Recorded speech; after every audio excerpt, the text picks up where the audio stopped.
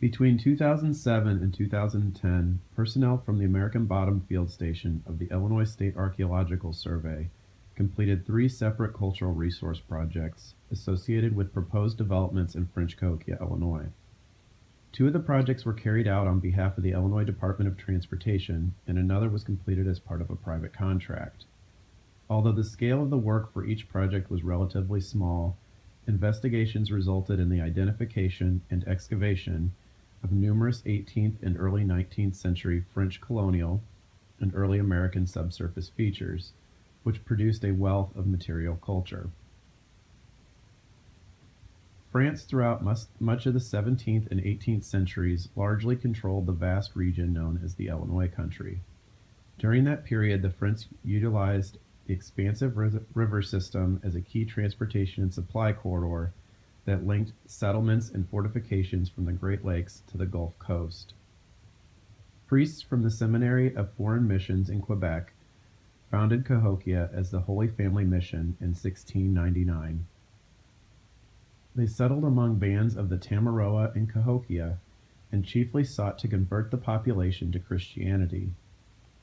Secondarily, the site was chosen to provide a centralized locality for communication between New France and other French outposts on the Mississippi River. Cahokia is now recognized as the first permanent European settlement on the Mississippi River and represents one of only a handful of remaining 18th century French occupations in Illinois. Arguably, it may also be the best preserved since villages such as Kaskaskia and St. Philippe have been largely eradicated by the migration of the Mississippi River. Based upon French census records of the Illinois country, the mission site grew slowly throughout its early decades, but became a major trading center for coureurs de bois and merchants traversing the river. The settlement gradually evolved from a trading post and mission into a traditional French village with the Catholic parish at its nucleus. During 2007, investigations were focused on 2 sites located in the heart of French Cahokia. In the spring, testing and excavations were completed at the Giroux Nordique site, 11S 1730-41, prior to proposed improvements to Illinois 157. Later in the fall, excavations were conducted at the Trottier site, 11S 861, in association with the installation of a new water line by the City of Columbia. Based upon the positive results of these projects and to better protect against the loss of cultural resources, in 2010 the entire area was incorporated into a single archaeological site named French Cahokia Village. The limits for the new site area were based upon an extremely detailed and accurate map of Cahokia and its immediate surroundings drawn by British Army cartographer Thomas Hutchins around 1770. The map not only illustrated each domestic lot by number along with associated houses and barns, but the key included the name of each property owner. Other features shown were bodies of water, woods, orchards, and trails.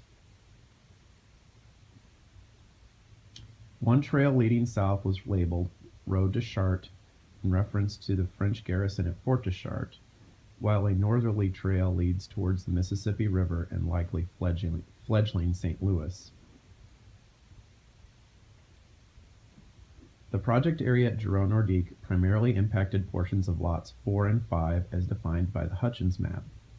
Lot 4 was occupied around 1770 by Joseph de Boer de Clermont, a captain of the militia that arrived in Cahokia by 1754 when he married Suzanne Baron. He is also documented in Kaskaskia court records and died in 1772. Jean-Baptiste Hamelin was documented as the owner of Lot 5. Jean-Baptiste was a resident as early as 1760 when his marriage to Marie Catherine Gaud was recorded. During the American Revolution, he led a faction of the Augustin de la Balme force against the British at Fort St. Joseph in Michigan, and was killed in action in 1780. The portion of the Trottier site investigated covered the western edge of lots 14 and 16.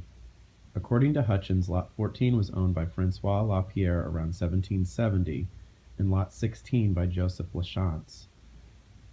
Very little could be ascertained about Lapierre, however he likely died around 1782 when his wife Marie-Louise appeared to sell the house at auction. Joseph Trottier, a French-Canadian merchant, later acquired the lot, probably following a short hiatus. Joseph Lachance was likely Joseph Papin de Lachance, a resident of Cahokia that reportedly had considerable dealings in real estate. Louis Lecomte, a native of Montreal, later purchased the property around 1798. Investigations in 2010 were primarily focused on Lot 23 within the French Cahokia village site. Francois Trottier owned this large and irregularly shaped parcel around 1770. Francois was a native of Quebec that immigrated to Cahokia as early as 1758 when his marriage to Marie-Louise Laroche is recorded. He was father to the aforementioned Joseph Trottier, and upon arrival of American soldiers in 1778 was elected magistrate and commandant of the Cahokia militia. Francois died on December 16, 1790, and by 1793 his property was acquired by Louis and Etienne Pensineau, entrepreneurs from Montreal, whom had recently moved to the region. Etienne is best known for building the St. Clair County Courthouse in Belleville in 1814, and Louis operated a ferry near current East St. Louis for a time.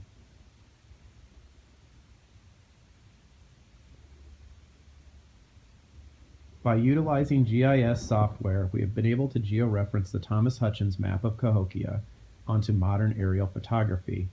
Although through this process it is revealed that the core of the French village corresponds closely with modern roads. Based upon this information, Lot 5, owned by Jean-Baptiste Hamelin, contained at least 2 barns, one of which was inside the project area along Illinois 157. The other is potentially preserved within an undeveloped lot. Lot 4, occupied by Joseph Dubourg de Clermont, possessed at least 4 houses of various sizes. A small portion of the largest was partially located within the project limits. However, the others may have been entirely destroyed by the construction of Illinois 157. Lot 14 contained a single house, and Lot 16 contained 2 barns and a house.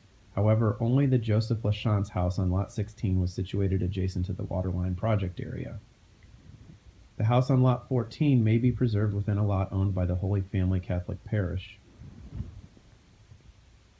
Both of the barns have likely been destroyed by development. Lot 23, owned by Francois Trottier, included at least 2 houses and a barn. The smaller of the 2 houses was located to the north along First Street. The other structure has been destroyed by the construction of Illinois Route 3, and the barn may have been impacted by development. Archaeological investigations at the Giron-Nordique site were completed in spring 2007 and consisted of opening a single excavation block parallel to Illinois 157. Despite project limitations, some 96 features were discovered, documented, and excavated within an area of only 337 square meters. Most of these were attributed to the late 18th century habitation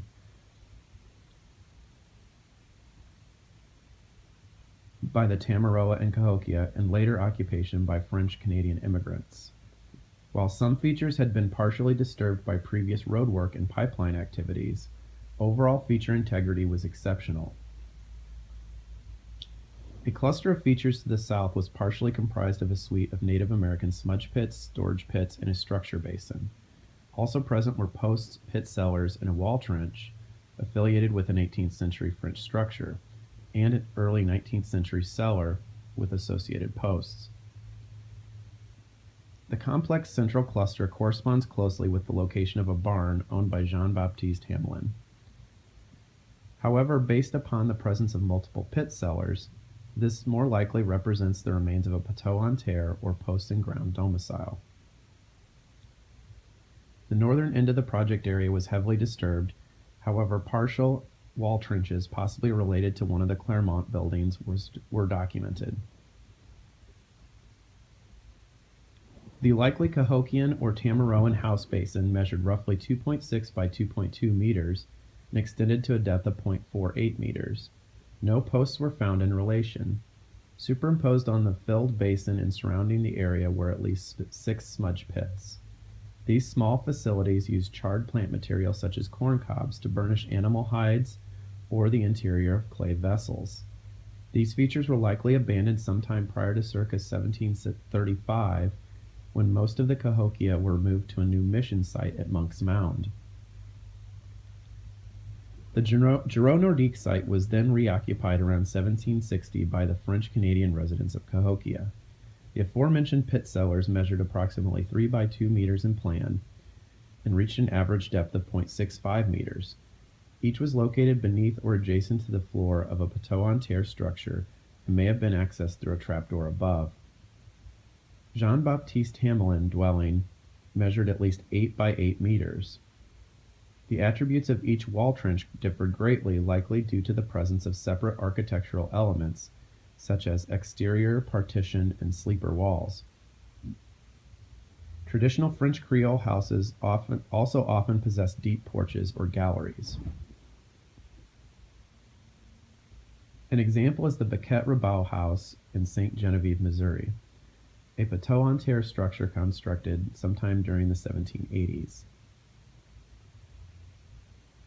Excavations at the Trottier site were completed in fall 2007 within a narrow tract along Illinois Route 3. A single excavation block measuring 440 square meters was opened inside the project corridor, exposing a suite of 27 18th century French and 19th century early American features. The northern cluster included a privy vault, a subfloor depression, and 2 parallel wall trenches that represent lot enclosures separating lots 14 and 16. The subfloor depression corresponds closely with the location of the Joseph Lachance dwelling depicted on the Hutchins map. However, it may also represent the location of an outbuilding. The southern cluster contained a wood-lined well centered within a large, deep cellar that may have been part of an ice house or well house facility. Both the well facility and privy vault excavated at Trottier signify unique feature types in the archaeological record of 18th century Illinois. Many excavations have been focused on the location of domestic structures or fortifications. Rarely have the backyard areas of residential lots been fully explored.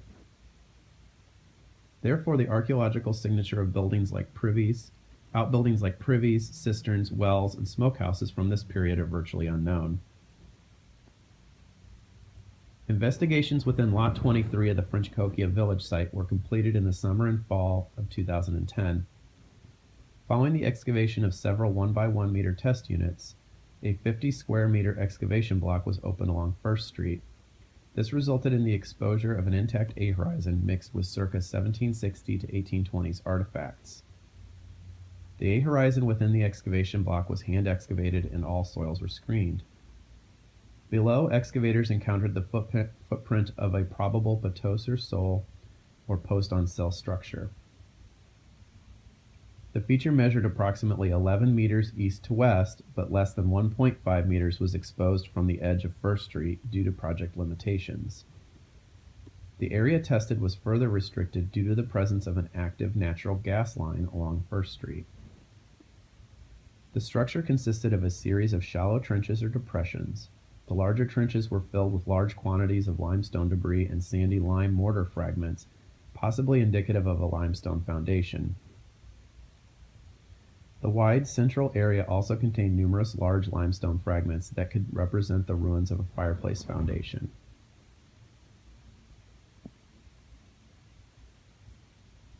This concentration of architectural debris was clearly delineated in both plan and profile views beneath various layers of fill and the intact A-horizon. The foundation of the structure was undoubtedly robbed following abandonment, but was likely part of a vertical log structure similar to the reconstructed Martin Baumenou house in Prairie du Pont.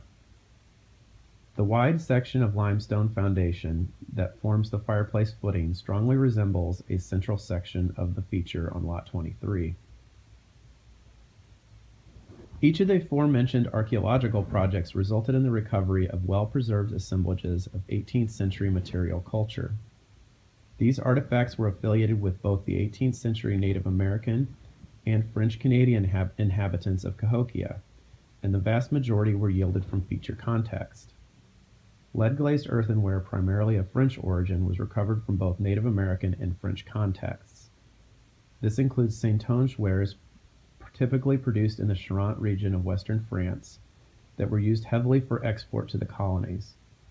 Most took the form of utilitarian vessels like bolstered kitchen bowls. Evidence for two Albisola slipped decorated vessels from northern Italy were found at Giro Nordique. Other wares from Trottier and Lot 23 were probably early American products. Pieces of German Westerwald and Bellarmine stoneware vessels were found in smaller numbers. Quantities of tin-glazed ceramics were recovered from each of the sites investigated. French faience was predominant, however a handful of British Delft and Spanish Majolica vessels were also present. Vessels took the form of plates, saucers, platters, bowls, and apothecary jars. Decorative elements consisted of simple hand-painted monochrome rim borders, often executed in blue and floral motifs in combinations of blue, green, yellow, and black.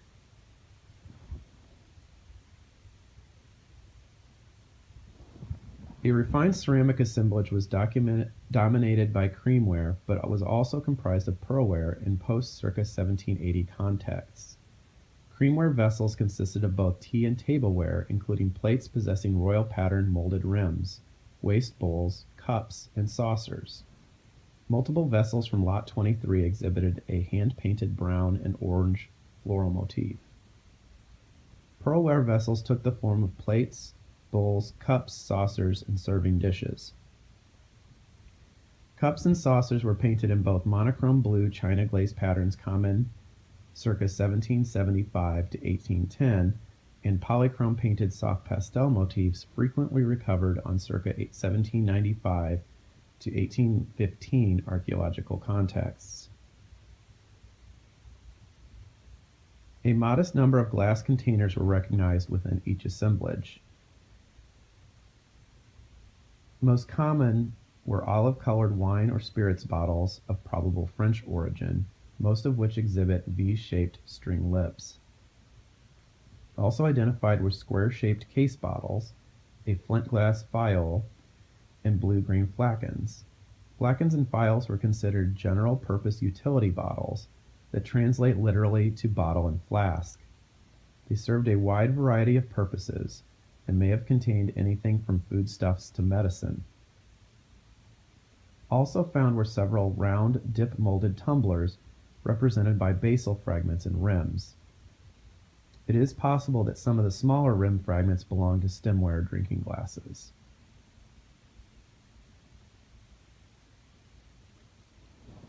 Various clothing-related items were collected, such as brass and white metal buttons, iron and brass buckles, and glass bezels that may have been inset in jewelry.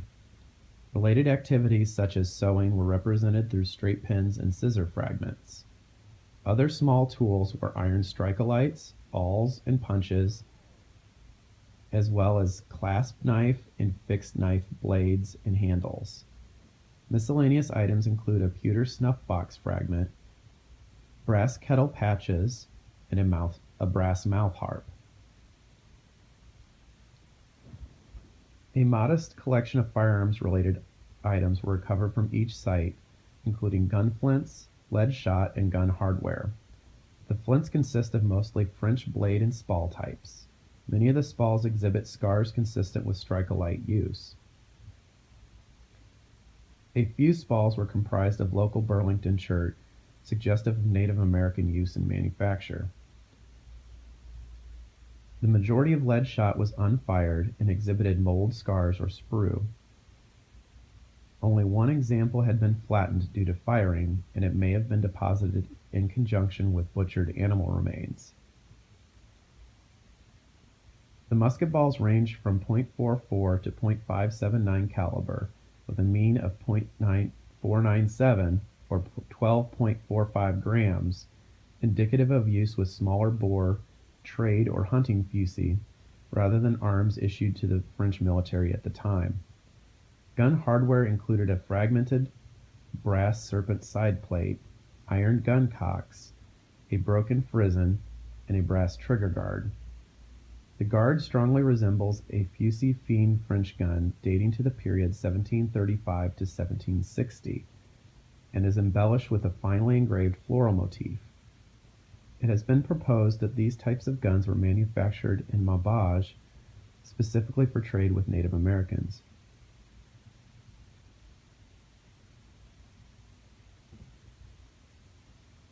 Artifacts associated with use or manufacture by Native Americans included smoking pipes, projectile points, and various adornments. Several stone smoking pipes are represented through bowl and keel fragments, including Micmac styles made from both limestone and catlinite. At least one keel fragment was perforated for suspension on the thong.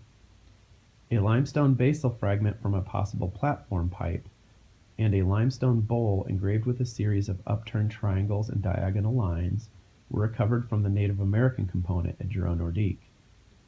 Fragments of finely carved catlinite elbow pipes were found at both Trottier and Lot 23.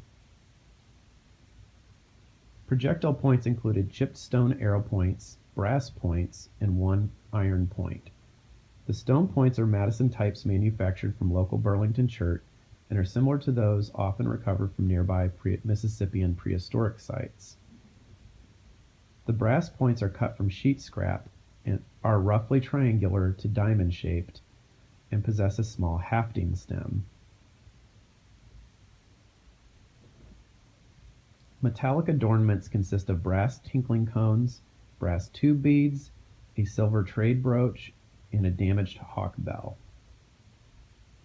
Numerous glass beads were found on each site, but were primarily yielded from flotation samples. The most commonly recovered examples were opaque drawn seed beads in black, burgundy, and white.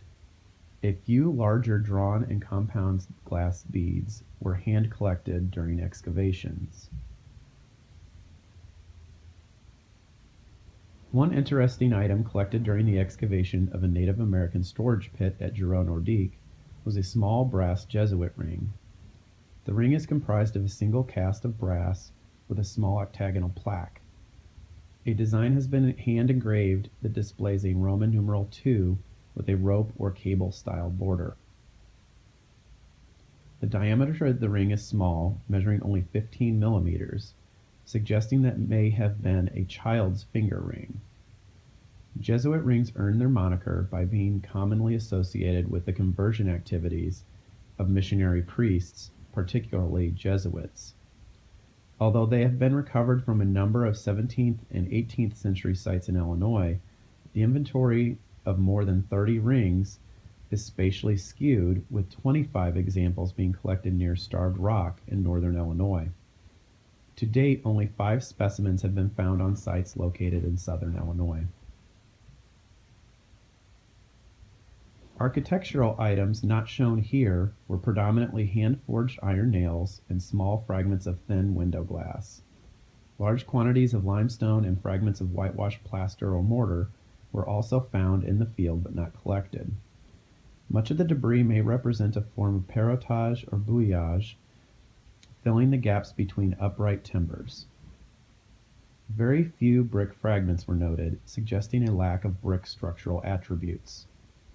Items related to window or door hardware included iron strap hinges, latches, hooks, and pintles.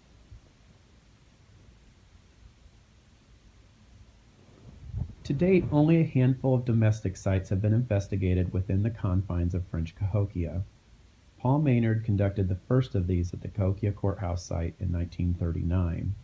Since then, with the exception of Bonnie Gumb's salvage work in the 1980s, most of the archaeological projects in the village have taken place within the past decade.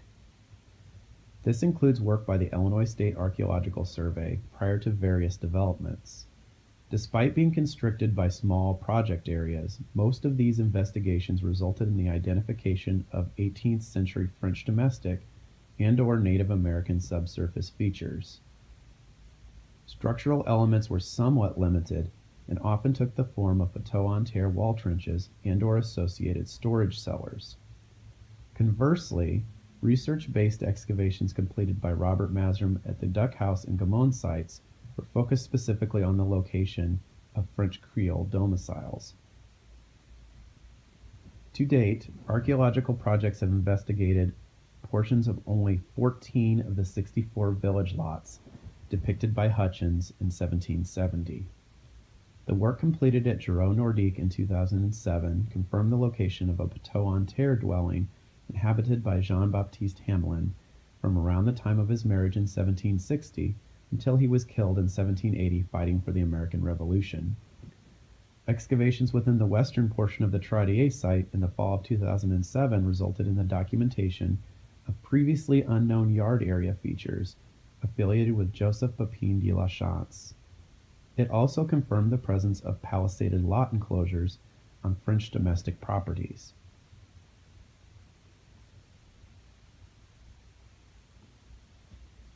The investigations within Lot 23 confirmed the location of a Poteau-sur-Seulles dwelling, probably occupied by the family of François Trottier from around 1758 until his death in 1790, and subsequently owned by Etienne and Louis Pinsonneau as early as 1793.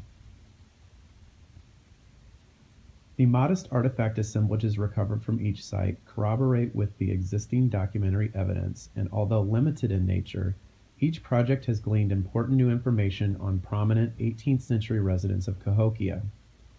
The structural remains excavated add to the handful of French Creole dwellings archaeologically investigated, not only within the village but Illinois as a whole. Furthermore, the material culture assemblage recovered provides an important new comparative data set on the use and procurement of domestic goods, firearms, and trade items. Additionally, the work further supplements the documentary record of the Illinois country. Perhaps most importantly, the success of small cultural resource-based projects in historically rich districts such as Cahokia reiterates the importance of strong historic preservation efforts. Without the cooperation of entities such as the Illinois Department of Transportation and the expertise and knowledge of personnel at the Illinois State Archaeological Survey, small projects such as these may be overlooked. Similar efforts have proven fruitful even more recently when archaeologists from the Missouri Department of Transportation identified ruins of 18th century St. Louis in a highly developed part of the city. In the current political and economic climate, it is more important than ever to recognize the role that cultural resource archaeology plays in the protection, preservation, and documentation of our region's past. Thank you.